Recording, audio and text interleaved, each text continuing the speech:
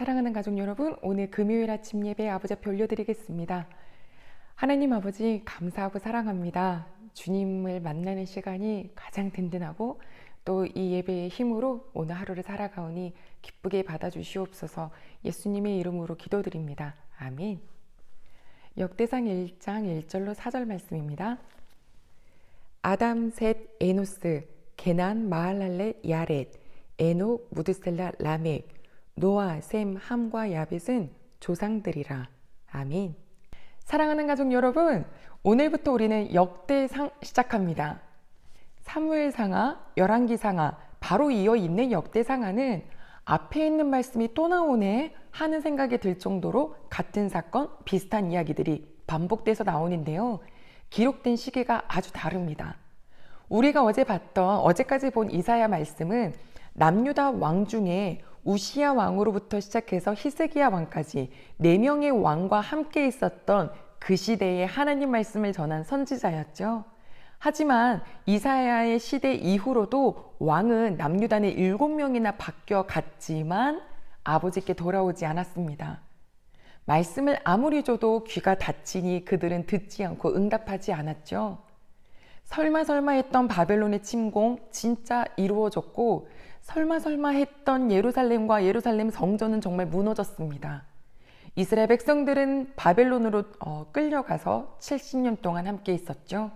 그 포로의 시기 동안에 우리 하나님은 하나님의 때가 되니 다시 돌아오게끔 하시는 그 역사를 이뤄가고 계시는 중이었는데요.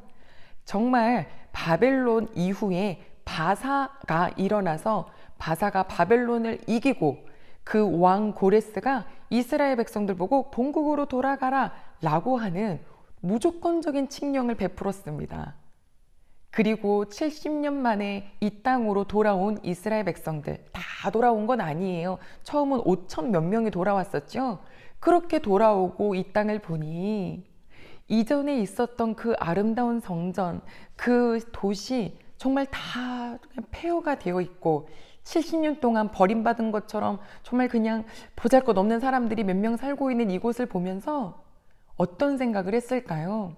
우리가 누구냐? 이곳은 왜 이렇게 되었을까? 우리는 왜 그렇게 되었을까? 우리는 앞으로 무엇을 해야 할까? 그것에 대한 질문의 답은 곧 여호와 하나님께 돌아가야 된다. 우리가 아무런 액션 취한 것 없이 다시 본국으로 돌아오게 하신 것은 하나님의 약속의 성취이며 우리가 이렇게 고난과 어려움을 당했던 것은 하나님의 약속과 그 말씀을 지키지 않았음을 정말 다시금 기억하면서 우리가 그럼 이제 어떻게 해야 하냐? 아버지께로 돌아가자. 하나님께로 돌아가자. 그리고 하나님과 정말 사랑했던 사람, 특히 그 사랑이 참 깊었던 왕 다윗이 하나님과 어떤 관계였는지를 살피자 하는 그 가르침이 오늘 이 역대상하에 담겨 있습니다. 그래서요, 중심이 무엇이냐면 우리가 어떻게 하나님이 기뻐하시는지, 어떨 때 하나님께서 그 은혜를 정말 충분히 베푸셨는지에 대한 말씀이 있기 때문에 왕들의 잘못된 모습, 그 잘잘못을 가리는 일들은 주로 사무엘 상하, 열왕기 상하에 기록되어 있지만 여기는 주로 하나님과의 관계에 집중되어 있기 때문에 잘못된 일들은 거의 그냥 패스. 하나님과의 관계 속에서 올바른 것들을 교훈 삼아 가르쳐주는 말씀이 기록되어 있지요. 누가 썼을까요? 에스라라고 봅니다. 에스라서 7장에 보면 에스라는 율법에 모세에게 주셨던 하나님의 그 율법에 굉장히 능했던 학자이고 또 제사장을 겸하고 있었습니다. 바벨론에서도 그 왕에게 아주 총애를 받았던 사람인데 본국으로 돌아가라 했더니 그 나라에서 갖고 있을 수 있는 모든 어떤 권세, 그죠? 누릴 수 있는 거 그냥 다 내려놓고 보잘것없는 본국으로 돌아왔죠.